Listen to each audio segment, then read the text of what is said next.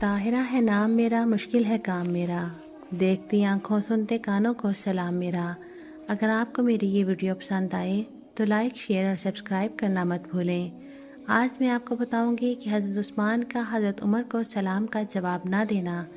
کیا اسلام میں سلام کا جواب دینا جائز نہیں؟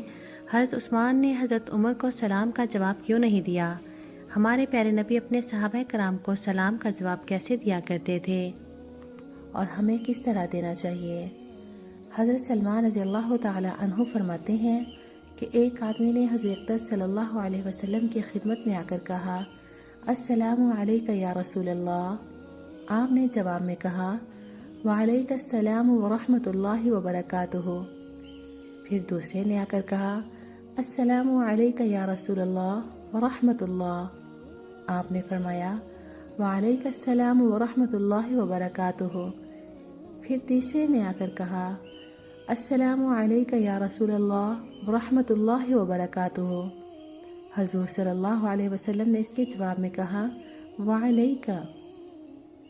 اس پر اس آدمی نے کہا، یا رسول اللہ، فلاں اور فلاں نے آ کر آپ کو سلام کیا اور میں نے بھی آپ کو سلام کیا۔ آپ نے تینوں کو سلام کا جواب دیا، لیکن ان دونوں کو آپ نے مجھ سے اچھا جواب دیا۔ حضور صلی اللہ علیہ وسلم نے فرمایا، تم نے سلام میں کوئی چیز تو چھوڑی نہیں، کیونکہ تم نے السلام علیکہ یا رسول اللہ ورحمۃ اللہ وبرکاتہ کہا، اور اللہ تعالیٰ نے فرمایا ہے، وَإِذَا حُيِّيتُم بِتَحِيَّةٍ فَحَيُّوا بِأَحْسَنَ مِنْهَا أَوْ رُدُّوهَا۔ اور جب تم کو کوئی مشروع طور پر سلام کرے تو اس سلام سے اچھے الفاظ میں سلام کرو، یا ویسے ہی الفاظ کہہ دو، چونکہ تم نے سلام میں سارے ہی الفاظ کہہ دیے تھے، اس لیے میں نے تمہارے سلام کا جواب تمہارے ہی الفاظ میں دیا ہے۔ حضرت عائشہ رضی اللہ تعالی عنہا فرماتی ہیں کہ حضور صلی اللہ علیہ وسلم نے ان سے فرمایا کہ یہ حضرت جبرائیل علیہ السلام تمہیں سلام کہہ رہے ہیں۔ میں نے کہا، وعلیکہ السلام ورحمۃ اللہ وبرکاتہ، اور میں کچھ الفاظ اور پڑھانے لگی تو حضور نے فرمایا، سلام ان الفاظ پر پورا ہو جاتا ہے۔ حضرت جبرائیل نے کہا، ورحمۃ اللہ وبرکاتہ علیکم اہل البیت۔ حضرت انس رضی اللہ تعالی عنہ فرماتے ہیں، حضور اقدس صلی اللہ علیہ وسلم انصار کو ملنے جایا کرتے تھے۔ جب آپ انصار کے گھروں میں تشریف لاتے تو انصار کے بچے آ کر آپ کے گرد جمع ہو جاتے، آپ ان کے لیے دعا فرماتے اور ان کے سروں پر ہاتھ پھیرتے اور انہیں سلام کرتے۔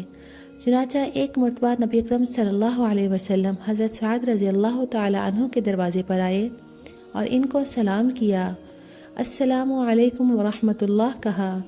حضرت سعد نے جواب تو دیا، لیکن آہستہ سے دیا تاکہ حضور سن نہ سکیں۔ حضور صلی اللہ علیہ وسلم نے 3 دفعہ سلام کیا، اور حضور صلی اللہ علیہ وسلم کا معمول یہی تھا کہ 3 دفعہ سے زیادہ سلام نہیں کرتے تھے۔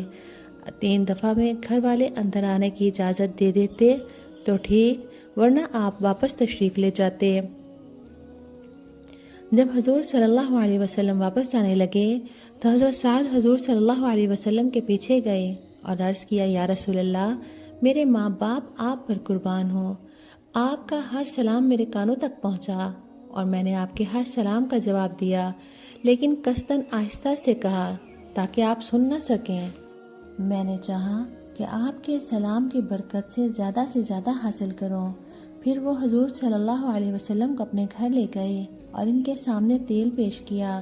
حضور صلی اللہ علیہ وسلم نے وہ تیل نوش فرمایا اور کھانے کے بعد حضور نے ان کو دعا دی۔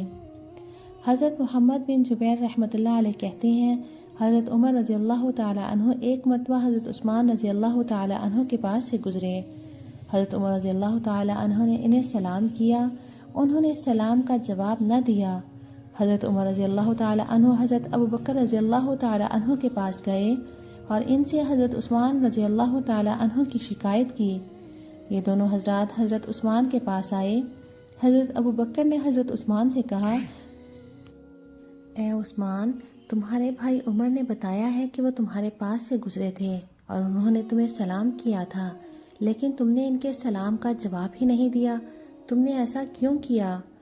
میں نے کہا، اے خلیفہ رسول، میں نے ایسا تو نہیں کیا، حضرت عمر نے کہا بالکل کیا ہے، اور اللہ کی قسم یہ تکبر بنو امیہ کی پرانی خصلت ہے۔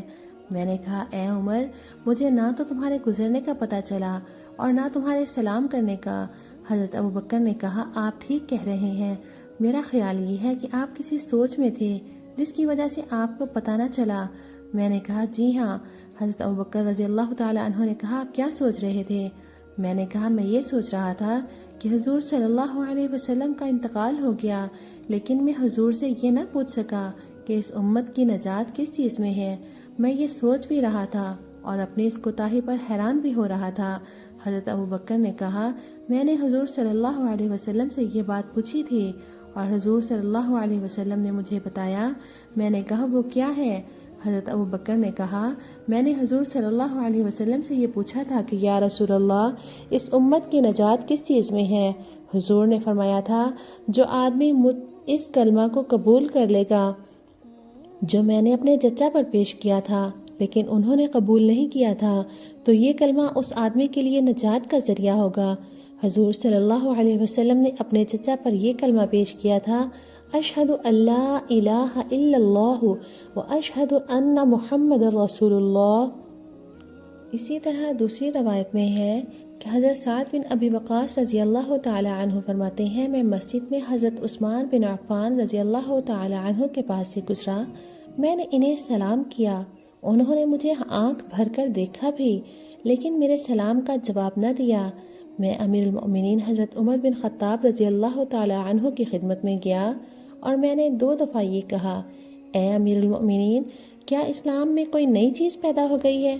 حضرت عمر نے پوچھا کیا ہوا؟ میں نے کہا اور تو کوئی بات نہیں، البتہ یہ بات ہے کہ میں ابھی مسجد میں حضرت عثمان کے پاس سے گزرا، میں نے ان کو سلام کیا، انہوں نے مجھے آنکھ بھر کر دیکھا بھی لیکن میرے سلام کا جواب نہ دیا۔ میں امیر المؤمنین حضرت عمر بن خطاب رضی اللہ عنہ کی خدمت میں گیا اور میں نے 2 دفعہ یہ کہا اے امیر المؤمنین، کیا اسلام میں کوئی نئی چیز پیدا ہو گئی ہے؟ حضرت عمر نے پوچھا کیا ہوا؟ میں نے کہا اور تو کوئی بات نہیں، البتہ یہ بات ہے کہ میں ابھی مسجد میں حضرت عثمان کے پاس سے گزرا، میں نے ان کو سلام کیا، انہوں نے مجھے آنکھ بھر کر دیکھا بھی لیکن میرے سلام کا جواب نہ دیا۔ حضرت عمر نے آدمی بھیج کر حضرت عثمان کو بلوایا اور جب حضرت عثمان آ گئے تو ان سے فرمایا آپ نے اپنے بھائی سعد کے سلام کا جواب کیوں نہیں دیا؟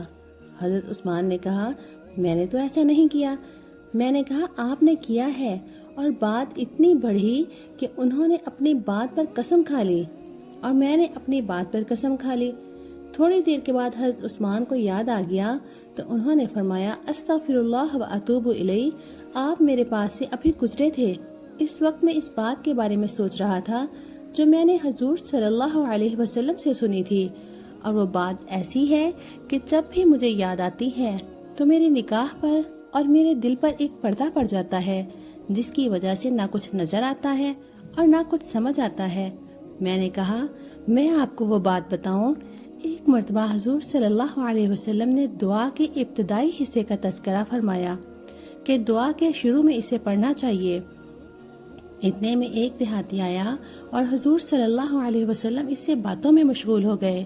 پھر حضور صلی اللہ علیہ وسلم کھڑے ہو گئے اور چل پڑے، میں بھی آپ کے پیچھے چل دیا۔ پھر مجھے خطرہ ہوا کہ میرے پہنچنے سے پہلے آپ گھر تک پہنچ جائیں گے۔ میں نے زمین پر پاؤں زور سے مارے، اس پر حضور صلی اللہ علیہ وسلم میری طرف متوجہ ہوئے اور فرمایا یہ کون ہے؟ ابو اسحاق ہیں؟ میں نے کہا جی ہاں۔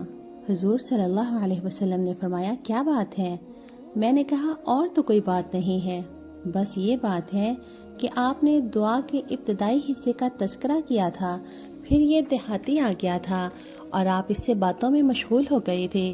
حضور صلی اللہ علیہ وسلم نے فرمایا ہاں وہ مچھلی والے حضرت یونس علیہ السلام کی دعا ہے جو انہوں نے مچھلی کے پیٹ میں مانگی تھی، لا الہ الا انت سبحانک انی کنت من الظالمین۔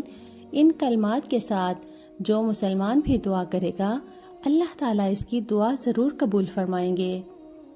اللہ پاک ہمیں بھی زیادہ سے زیادہ سلام کرنے اور اس کا جواب دینے اور سلام کو عام کرنے کی توفیق عطا فرمائے۔ آمین یا رب العالمین۔